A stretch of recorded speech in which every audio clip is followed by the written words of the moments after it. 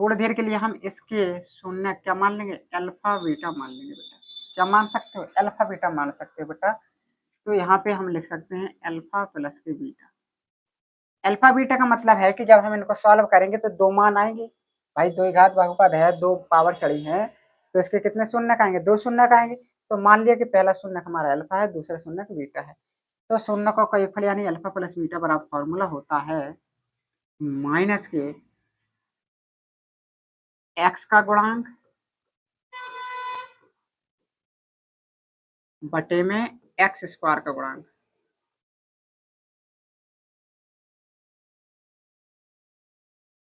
और इसको हम इस तरीके से भी लिख सकते हैं माइनस के बी बटे ए। क्यों, क्योंकि एक्स का गुणांक क्या है बेटा, यहाँ पे कहोगे बी, और एक्स स्क्वायर का गुणांक क्या है तो कहोगे ए। ठीक है, तो इसका फॉर्मूला हो गया यानी अल्फा प्लस बीटा बराबर माइनस के एक्स का गुणांक बटे एक्स स्क्वायर का गुणांक, या माइनस के बी बटे ए। आपको जो अच्छा लगे वो आप याद कर सकते हो। अब आ जाते हैं बारी शून्यकों का गुणनफल। शून्यकों का बेटा गुणनफल निकालना, कैसे निकालोगे, शून्यकों का गुणनफल यानी अल्फा इंटू बीटा। क्या लिखेंगे, यहाँ पे लिखोगे बेटा अचर पद, अचर पद बटे में एक्स स्क्वायर का गुणांक।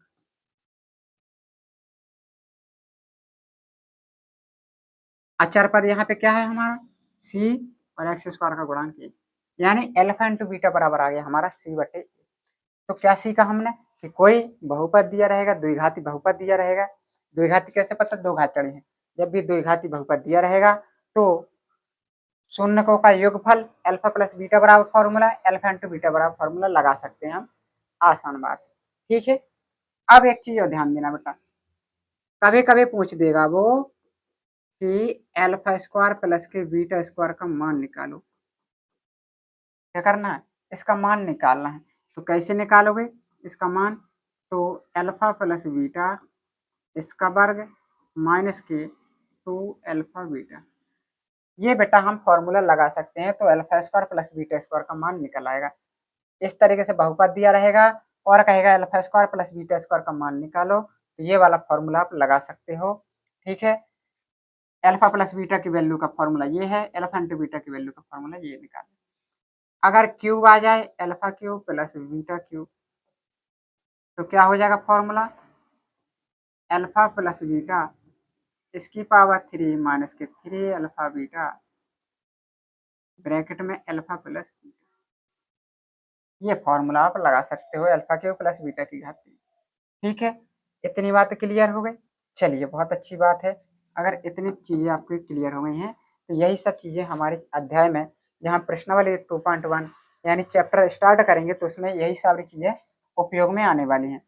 इसके साथ एक चीज ध्यान देना है बेटा कि अगर किसी बहुपद के केवल शून्य दिए गए हैं, क्या दिए गए हैं, शून्य लिखेंगे, जब बहुपद के केवल जब बहुपद के केवल शून्यक दिए हों, शून्यक दिए हों तब द्विघात बहुपद, द्विघात बहुपद, तब द्विघात बहुपद का बेटा फॉर्मूला ध्यान देना, एक्स स्क्वायर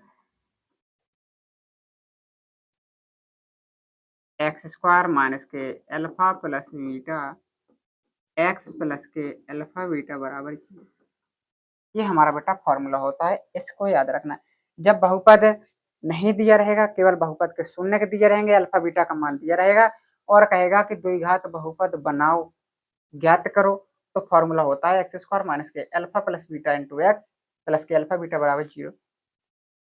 तो ये रहे हमारे द्विघात बहुपद के लिए, इतने फॉर्मूला आपको याद रखना है। ठीक है, अभी आपको केवल फॉर्मूला समझने की आवश्यकता है। जब मैं अध्याय शुरू करूंगा यानी प्रश्नावली शुरू करूंगा, उसमें जब सवाल डिस्कस करेंगे तो सारे फॉर्मूला लगेंगे। ठीक है, चलिए।